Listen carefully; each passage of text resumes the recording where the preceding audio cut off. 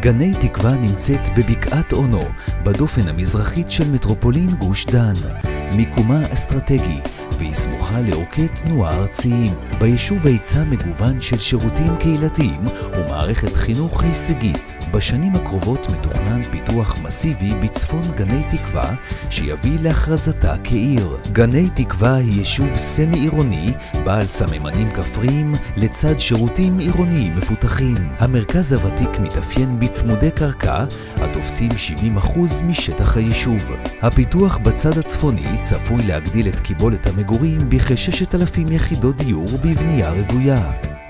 במתחם יוקמו גם מרכז עסקים ראשי וקריית חינוך. בפרויקט החדש שבונות החברות צמח המרמן ואפריקה ישראל מגורים ייבנו 352 יחידות דיור סביב פארק שכונתי בן 6 דונמים. פרויקט המע"ר של חברת צמח המרמן כולל 2 מגדלי מגורים עם 250 יחידות דיור בצמוד לכיכר עירונית. היקף האוכלוסייה צפוי לגדול מ-16,000 תושבים כיום ל-35,000 בשנת 2030. לגני תקווה דירוג חברתי-כלכלי 8 מתוך 10, והיא נחשבת לאחד היישובים האיכותיים ביותר באזור מרכז הארץ. השכונה הצפונית מתאכלסת בעיקר על ידי בני היישוב לצד משפרי דיור וזוגות צעירים מבוססים מערי הסביבה. לגני תקווה מיקום מצוין במטרופולין תל אביב ונגישות גבוהה לעורקי תחבורה ראשיים. כביש 471 שדרג בצורה מהותית את חיבורה לגלעין המטרופולין ולכבישים 4 ו-6.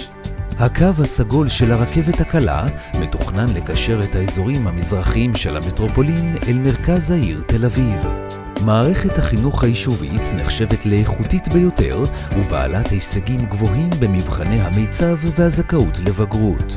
בסמוך לפרויקטים של חברת צמח המרמן מתוכננים להיבנות בית ספר יסודי, 3 גני ילדים וקריית חינוך בה יוקם תיכון 6-שנתי. בגני תקווה מערך איכותי ומגוון של שירותי ציבור וקהילה אשר משרתים גם את המרחב הסובב.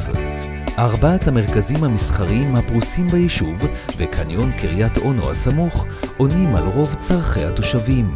בלב השכונה הצפונית מתוכנן מרכז מסחרי חדש. מיקומה המרכזי מקנה לגני תקווה אגן תעסוקה גדול ומגוון, הנשען על פתח תקווה ובקעת אונו במעגל הקרוב ועל כלל מטרופולין תל אביב במעגל הרחב. ביישוב קיים היצע רחב של ריאות ירוקות עם פיתוח סביבתי מרשים. שדרת התקוות מהווה ציר ירוק המשמש כטיילת ומוקד לפעילויות פנאי. תחושת הביטחון בקרב התושבים גבוהה מאוד ורמת הפשיעה היא הנמוכה ביותר באזור. היקף תאונות הדרכים גם כן נמוך למדי.